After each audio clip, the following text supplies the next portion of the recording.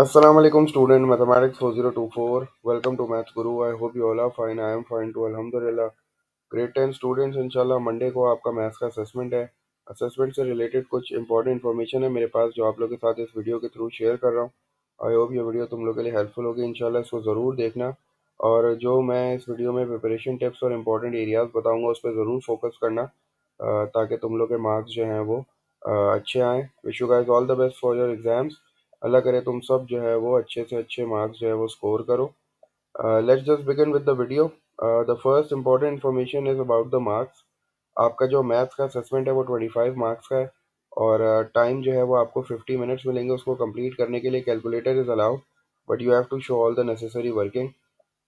Note में मैंने ये लिखा है कि you have to bring a calculator since a calculator is allowed, plus you have to bring a graph book. अपने साथ एक ग्राफ बुक रख लेना जो तुम अपनी ग्राफ बुक यूज़ करते हो जिसमें तुम लोग हिस्टोग्राम्स वगैरह बना रहे हो। वो ग्राफ बुक जो है वो अपने साथ रख लेना और नेसेसरी स्टेशनरी भी अपने साथ रख लेना क्योंकि पेपर में असेसमेंट में जो है वो ग्राफ का क्वेश्चन आएगा लाजमी। तो उस ग्राफ के क्वेश्चन को बनाने के लिए पेपर में हमने ग्राफ अटैच किया हुआ है पहले से। लेकिन अगर तुम्हें लगता है कि वो ग्राफ थोड़ा लाइट है या वो ग्राफ थोड़ा सा छोटा है या ग्रिड वो तुम लोग को सही तरीके से समझ नहीं आ रहा, तो फिर तुम लोग जो है वो अपना ग्राफ पेपर भी यूज़ कर सकते हो। लेकिन ये कि इन्विजिलेटर से जो है वो परमिशन ले लेना, उनसे साइन करवा लेना और उसके बाद जो है वो अपना ग्राफ पेपर जो है वो स्टेपल कर लेना अपने पेपर के साथ। तो एहतियातन जो है वो ग्राफ बुक रख लेना। पेपर में हमने ग्राफ दिया है लेकिन अगर वो ग्राफ थोड़ा सा क्लियर ना हुआ तो फिर आप जो है वो अपना ग्राफ ज़रूर यूज़ कर लेना। टॉपिक्स की बात कर लेते हैं, उनकी वेटेज की बात कर लेते हैं। तो हमारे पास तीन टॉपिक्स हैं असेसमेंट के लिए। The first topic is functions and graph of functions, the second one is statistics और तीसरा टॉपिक हमारे पास काइनेमेटिक्स है। Functions and graph of functions जो है उसकी वेटेज सबसे ज़्यादा है। तकरीबन ये समझ लो कि 10 to 12 मार्क्स जो हैं वो आपके फंक्शंस और ग्राफ ऑफ फंक्शंस में हैं। तो इससे ये बात क्लियर हो जाती है कि भाई ग्राफ का क्वेश्चन जो है वो आपके पेपर में आ रहा है और आपको ग्राफ का क्वेश्चन जो है वो अच्छी तरीके से प्रैक्टिस करना है। वर्कशीट हमने जो आपको दी थी उसमें काफ़ी सारे ग्राफ के क्वेश्चन थे और वो सारे पास पेपर के थे। तो वो वर्कशीट अच्छी तरीके से प्रैक्टिस कर लेना, उसमें जिस तरह के क्वेश्चन है उसी टाइप का क्वेश्चन जो है वो इंशाल्लाह आपको असेसमेंट में मिल जाएगा। बाकी अगर आपको और प्रैक्टिस करनी है तो पास पेपर में काफ़ी सारे क्वेश्चंस हैं, वहाँ से भी बिल्कुल आप इसकी प्रैक्टिस कर सकते हो। फंक्शंस की भी प्रैक्टिस करना। फंक्शंस में आपके पास किस तरह के क्वेश्चंस आते हैं। फंक्शंस में you have to change the input. वो आपको एक फंक्शन देगा और आपसे बोलेगा कि भाई इसका इनपुट चेंज करके मुझे आंसर बताओ। इनवर्स ऑफ अ फंक्शन जो है वो फाइंड आउट आपको करना आना चाहिए। तो ये चीज़ें भी जो है ना वो फंक्शंस अब हमारे पास बेसिकली फंक्शंस हमने अलग तरीके से किया था। हमने टर्म से पहले किया था, फर्स्ट टर्म में फंक्शंस किया था और अब हमने सेकंड टर्म में जो है वो ग्राफ ऑफ फंक्शंस किया है। तो दोनों चीज़ें आपके असेसमेंट में इंक्लूडेड है। फंक्शंस भी आपको करना है, बार बार ये मैं बात बोल रहा हूँ, फंक्शंस भी आपको करना है। मतलब फंक्शंस में जो इनपुट चेंज करने वाले क्वेश्चंस हैं और जो इन्वर्स वाले क्वेश्चंस होते हैं, इन्वर्स ऑफ अ फंक्शन, वो भी आपको करना है और ग्राफ ऑफ फंक्शंस भी आपको करना है। ग्राफ ऑफ फंक्शंस में हमने पांच जो है वो फंक्शंस जो है डिस्कस किए हैं। एक हमने लीनियर फंक्शन डिस्कस किया था, एक हमने क्वाड्रेटिक फंक्शन डिस्कस किया था, फिर हमने क्यूबिक फंक्शन डिस्कस किया था और फिर हमने एक्सपोनेंशियल और रेसिप्रोकल फंक्शंस जो हैं वो डिस्कस किए थे। हमने इनके ग्राफ के शेप्स देखे थे, हमने इनके ग्राफ्स को ड्रॉ किया था और फिर बाय ड्राइंग सूटेबल लाइन हमने जो है वो सॉल्यूशंस भी फाइंड आउट किए थे डिफरेंट ग्राफ के। अच्छा, ग्राफ में अगर मुझसे इम्पोर्टेंट पूछोगे तो मैं तुम्हें इतना बता सकता हूँ ज़रूर कि रेसिप्रोकल और एक्सपोनेंशियल ग्राफ जो हैं उनकी इम्पोर्टेंस थोड़ी कम है।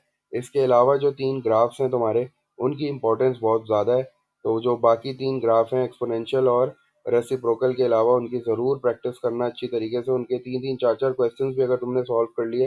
देखो ग्राफ बनाना मुश्किल है, ग्राफ बनाने में बच्चे जो है ना वो प्रॉब्लम करते हैं, उनको स्केल नहीं समझ में आता कि स्केल कैसे सेलेक्ट करना है। उनको जो है वो स्मॉल बॉक्स को रीड आउट करना नहीं आता। तो पेपर में असेसमेंट में जो आपको ग्राफ मिलेगा वो सिंपल सा ग्राफ है, उसमें कोई स्केलिंग नहीं हुई भी। इसका मतलब है कि आपको स्केलिंग भी करनी आनी है।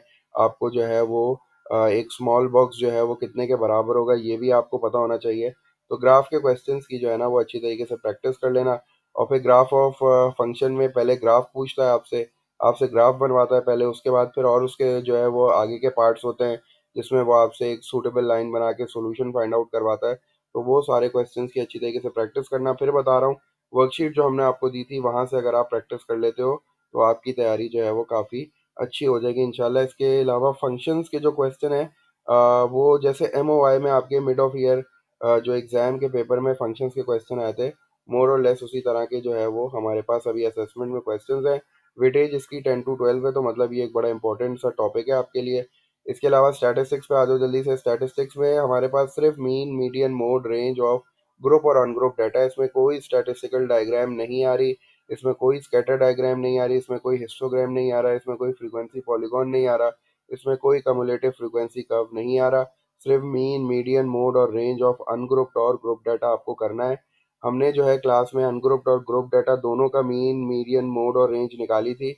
बस एक चीज़ याद रख लेना कि अनग्रुप्ड डाटा टेबल के साथ भी आता है और टेबल के बगैर भी आता है। ठीक है, बच्चों के जहन में ये बड़ी कन्फ्यूजन होती है कि सर अनग्रुप डाटा का मतलब तो 7-8 नंबर ऐसे ही रैंडमली लिखे होंगे, वो अनग्रुप डाटा हो जाएगा। तो बिल्कुल वो अनग्रुप डाटा होता है, वो रॉ डाटा होता है। लेकिन अगर 7-8 नंबर के बजाय 500 नंबर हो या 100 नंबर हो या 50 नंबर हो, तो वो उसको टेबल की फॉर्म में दे देता है। तो हरगिज़ ये चीज़ अपने जहन से जो है वो निकाल दो कि भाई अनग्रुप डाटा सिर्फ जो है वो बगैर टेबल के आता है। अनग्रुप डाटा आपको जो है वो रैंडम नंबर की फॉर्म में भी मिलेगा और आपको टेबल की फॉर्म में भी जो है वो अनग्रुप डाटा मिलता है। तो आपको मीन, मीडियन, मोड, रेंज जो है वो अनग्रुप डाटा का भी अच्छी तरीके से जो है वो निकालना आना चाहिए। और फिर जब ग्रुप डाटा देता है, ग्रुप डाटा जो है वो टेबल की फॉर्म में ही होता है और उसमें रेंज होती है। एक जो है वो स्टार्टिंग पॉइंट होता है, एक एंडिंग पॉइंट होता है, क्लासेस बनी हुई होती हैं।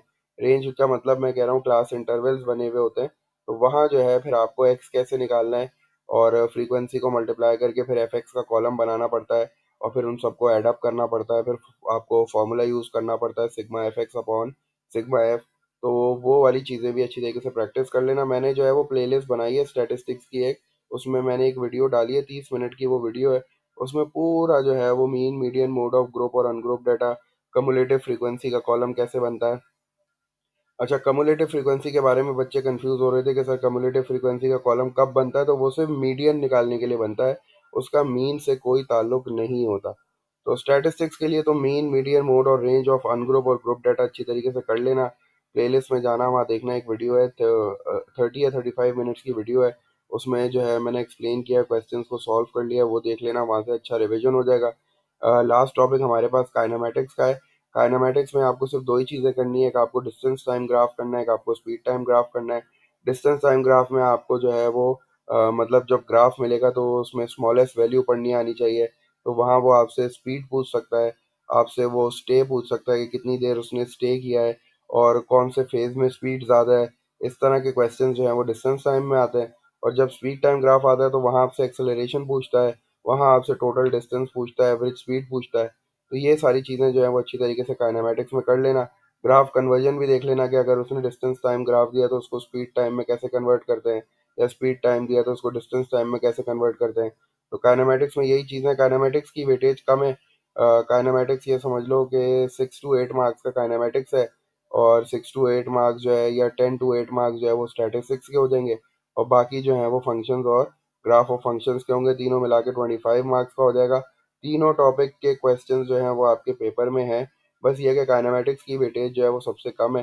तो अब ये है कि अगर तुम्हें 25 मार्क्स स्कोर करना है तो तुम्हें तीनों टॉपिक जो है वो बड़ी अच्छी तरीके से करना है। इसके अलावा अगर और कोई कन्फ्यूजन हो, कोई क्वेरी हो तो मुझसे ज़रूर पूछ लेना। मैं इंशाल्लाह ज़रूर तुम लोगों को गाइड कर दूंगा। अभी मेरे पास इतनी इन्फॉर्मेशन है, अ, ये इन्फॉर्मेशन ज़रूर देखना। इस पे जो मैंने तुम्हें एरियाज बताए फोकस के, जिस तरह के क्वेश्चंस मैं बता रहा हूँ, वो ज़रूर प्रैक्टिस करना। बाकी ये है कि प्रैक्टिस तुम पास पेपर से ही करोगे। लास्ट 5 ईयर्स उठा लो, वेरिएंट 1 वेरिएंट 2 दोनों कर लेना, तो इंशाल्लाह तुम लोग का पेपर जो है वो बहुत अच्छा हो जाएगा। बाकी कोई भी प्रॉब्लम हो, कन्फ्यूजन हो तो ज़रूर मुझे अप्रोच कर लेना। मैं इंशाल्लाह तुम्हारी क्वेरीज़ को जो है वो ज़रूर रिस्पॉन्ड करके क्लियर करूँगा।